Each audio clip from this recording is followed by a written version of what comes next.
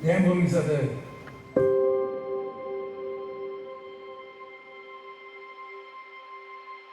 What bigger lessons can we take with us?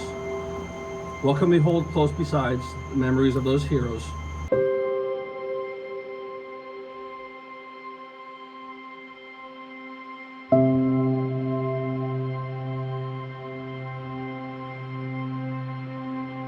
Man, William Billy Harris.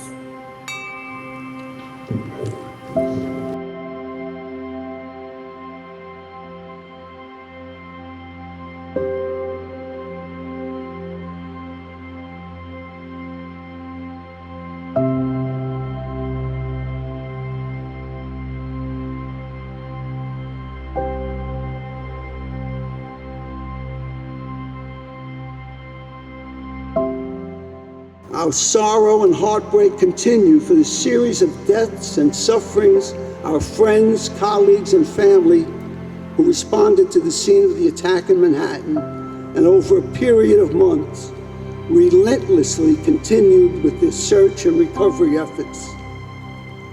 For all those who died at that scene. These responders then developed deadly diseases themselves from the toxic air they were breathing at Ground Zero during their rescue and recovery efforts. We honor their sacrifices. We mourn their loss. We remember.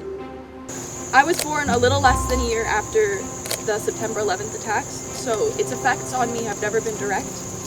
And for as long as I can remember, people have told me their stories about how they will always remember and never forget where they were when they first saw or heard that the towers were hit. Whether it be on the streets of New York, in an office building, or on the carpet of their kindergarten classroom, everyone older than me has this shared memory. And although I don't share this memory, I do know exactly where I've been almost every September 11th after. These memorials not only serve as a reminder of what was, but it also provides me with a moment to learn about what was and to appreciate what could have been. The stories that you all share about my grandfather, and you tell every year, paint such a vivid image in my mind. It feels as though I knew him well. My little story has to do with some second graders in Kansas. Started in the firehouse. I was the officer on duty in 38 truck. The house watchman picks up the phone and says, "The mayor." And I think, as smartly as I can sound, I say, 38 truck, Lieutenant Huber. It wasn't the mayor, it was a mayor. It was a man named John Schott, who was the mayor of Anthony, Kansas, town of 2,000. 2 traffic lights on Main Street. I have been to Anthony, Kansas. He was the mayor and also ran the True Value Hardware on Main Street, but he had money that he wanted to give to a guy who had been killed in my firehouse. And I was just not in a good place mentally. I was in that cycle that many firefighters were going through. Work, dig, you know, firehouse piles. And I answered him poorly. I thought he was a scam. I said, not giving you the address, not giving you any phone number, send it to the firehouse and we'll get it to him.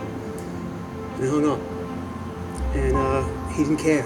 You know, there was kindness that he was going to push in our direction, and he did. He sent it. We gave it to them. And then he went to the elementary school. He got these second grade kids to start sending us care packages, and we'd get them on holidays. These kids were relentless. 7 years old, never saw anything taller than a grain silo, knew nothing about the Bronx, and they were going to change our minds. They were going to change the hearts of 50 grizzled, knuckle-dragging, grumpy Bronx firemen with cookies, with crayons. These were their weapons of choice.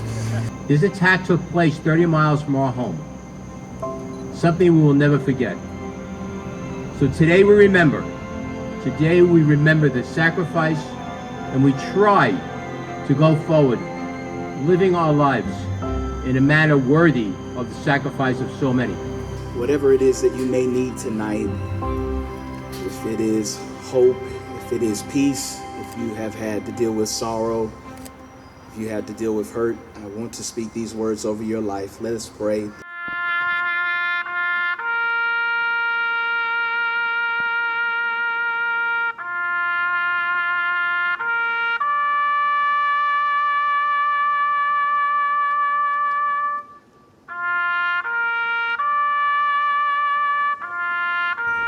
Joseph, Roberta. Calixto, Anaya.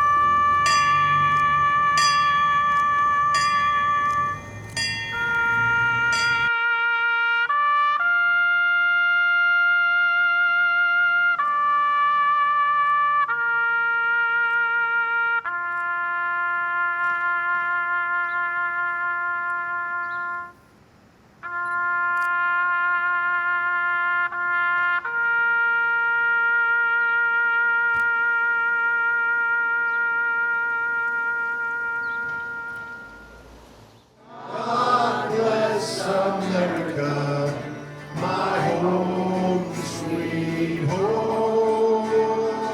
God bless America, my home.